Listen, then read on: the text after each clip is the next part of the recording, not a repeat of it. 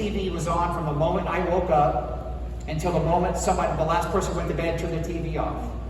And I said at the age of 13, I will not have that in my home for my kids. I broke that cycle. I was telling Rhonda today, you know how many books you could read in a year if you spend 20 minutes a day reading? How many books in a year would you think you could read 20 minutes a day? 30 books a year. And I'll tell you, for us men, the statistic of how many books we've read since we graduated college or graduated high school, that's shameful. But I will tell you this, to be misinformed or uninformed is a choice. I just choose to be an informed and engaged parent in my community. And I'm going to close with this example. A couple years ago, we had a group come in from Fort Wayne to hold a convocation at our high school. And I got wind of it about a week before that, thankfully. And it was a total God thing. Went into the principal's office at the high school and I asked, what do you know about this group? Well, Woody, can't tell you a whole lot that I know about it. I said, well, then you better give me the name of the person who runs it. So guess what? 3 days later, I'm in Fort Wayne and I'm in his office for a 2.5-hour interview. And you want to talk about grilling and peppering him with questions that, I mean, it's like watching a politician squirm. But I let him have it. And I'll tell you, they came and did the convocation.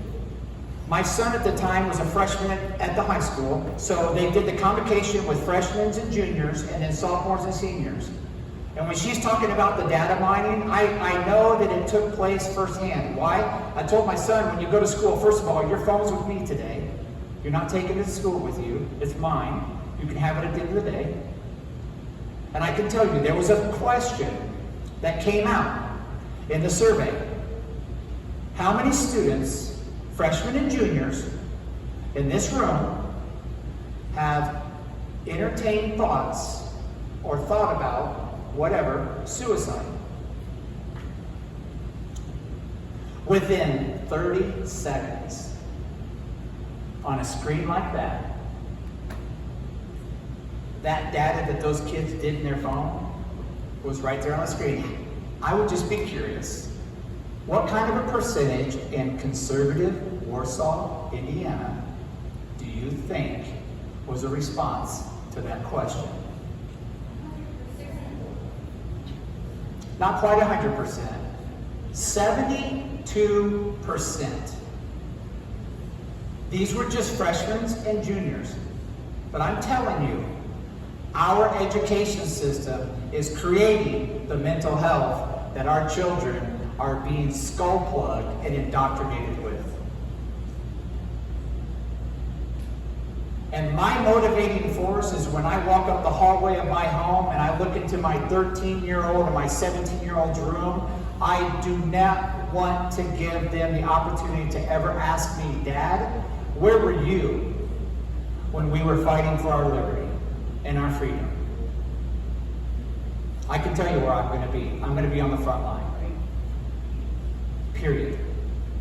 So what we are doing here tonight, by bringing Rhonda in and exposing you to just a single aspect that's going on in our state.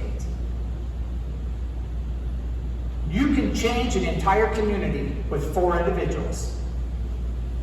You have one person that attends every city council meeting. You have another person that attends every county council meeting. Another person attend every school board meeting, and another person attend every Board of Zoning Appeals meeting.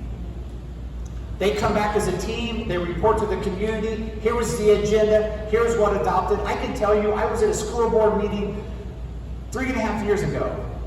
Myself and one other individual were there, and they passed a $32 million TIF. And there were 2 of us there.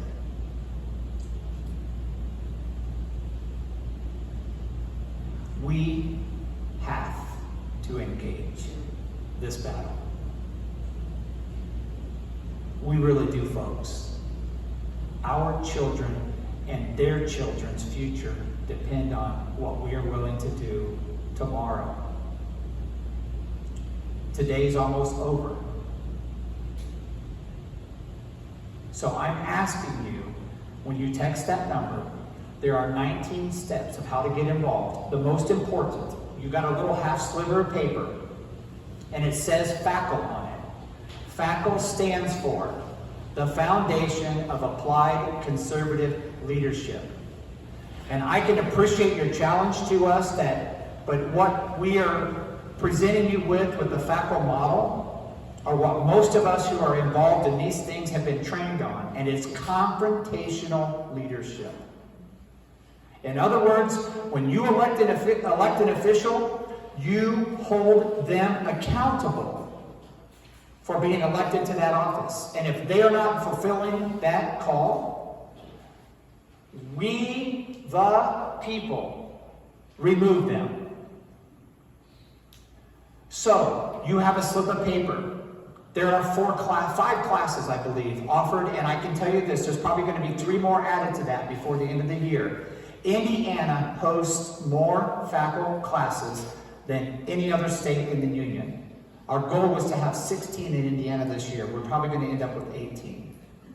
But there have literally been hundreds of people trained on this model. We will never be politically feared until we are politically respected. And until you understand your rights as a parent, our Attorney General came to our community just a couple weeks ago and provided us with the Parents' Bill of Rights.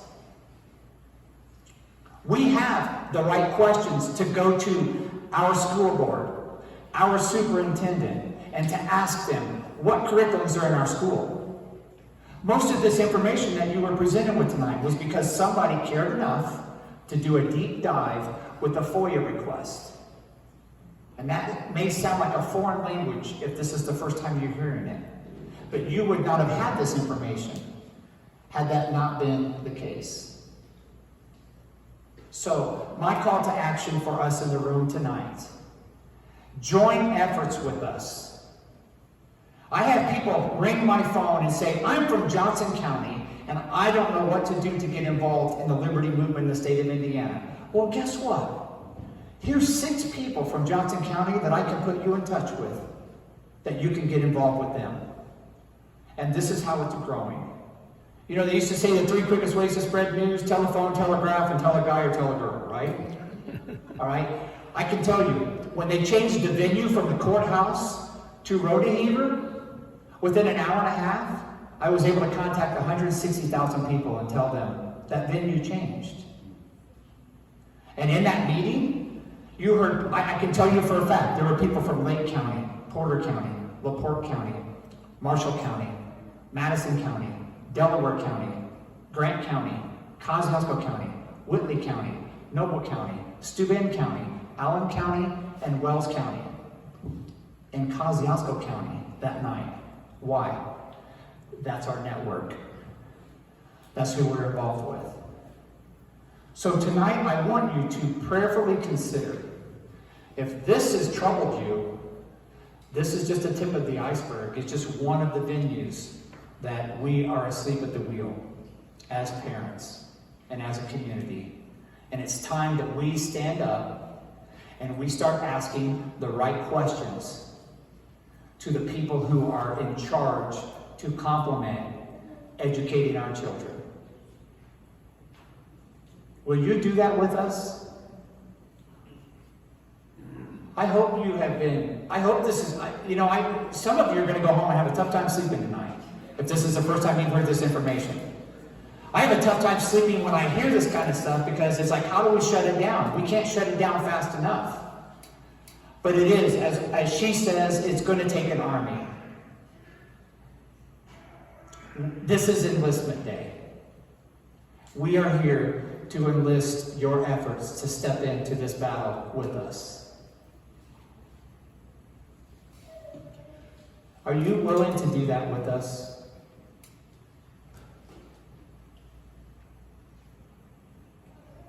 Because this fight's not going away. Matter of fact, one of the things they teach you in FACL, when you get to this point and you get a little bit of pushback, that's when we double down. And folks, it's time to step in. We really need people to step in and join us in these efforts. I want to say thank you for your patience, your participation, and I'd like to close in a word of prayer.